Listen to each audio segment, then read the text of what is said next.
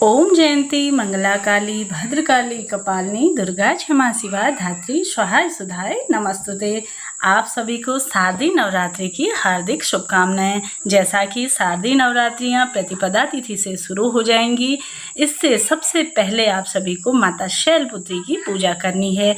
हिंदू धार्मिक मान्यताओं के अनुसार मां शैलपुत्री का जन्म पर्वताराज हिमाचल के घर में हुआ था, इसलिए ही इन्हें शैलपुत्री के नाम से जाना जाता है।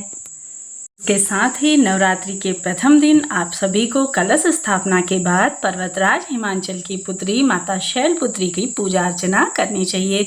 तो सबसे पहले आप कलश स्थापना का सुबह पूजा का शुभ मुहूर्त नोट करते हुए चलिए।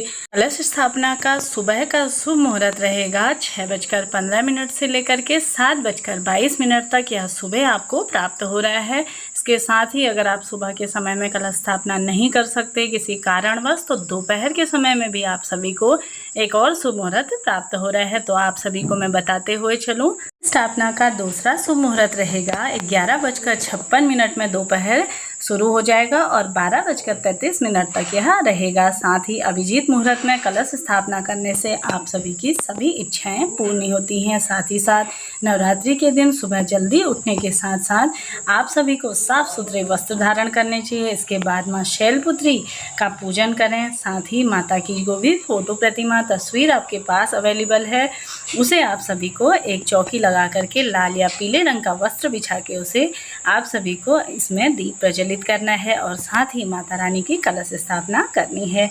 इस दिन माना जाता है कि जिस दिन शास्त्रों में मां शैलपुत्री को सफ़ेद वस्तुएं बहुत पसंद हैं, इसलिए चंदन रोली से टीका कर मां की प्रतिमा पर सफ़ेद वस्त्र, सफ़ेद फूल और माता शैलपुत्री का पाठ पढ़ना चाहिए, उनकी कथा सुननी चाहिए। दुर्गा सप्तशती का पाठ आप कर सकते हैं। कोई सरल से मंत्रों का आप जाप अवश्य से करिए।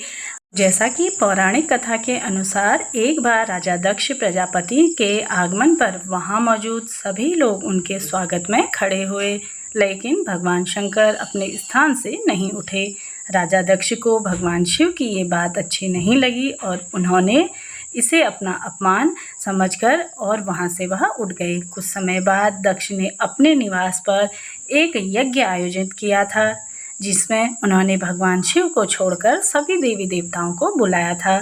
ऐसा उन्होंने अपना अपमान का बदला लेने के लिए किया था।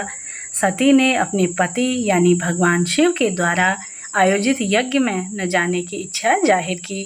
सती के आग्रह पर भगवान शंकर ने उन्हें जाने की अनुमति दे दी। जब सती यज्ञ में पहुंची तो केवल उनकी मां से ही उन्हें स्नेह मिला।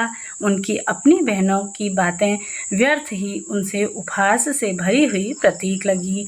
जैसा कि सती के पिता दक्ष ने भरे यज्ञ में भगवान शंकर के बारे में अपमानजनक बातें कहना शुरू करा, तभी सती ने जब अपने पिता के मुख से अपने पति के लिए बुराई बातें सुनी तो वह अपमान सहन नहीं कर सकी और वह यज्ञ वेदी में कूदकर अपने प्राण त्याग दिए।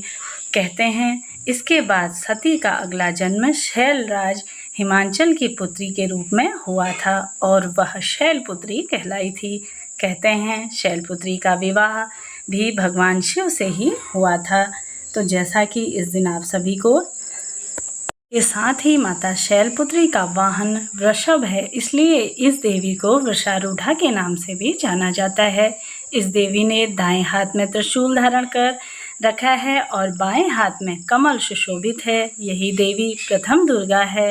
ये ही सती के नाम से भी जानी जाती हैं और उनकी एक मार्मिक कहानी भी है जो मैंने आप सभी को सुना दी है।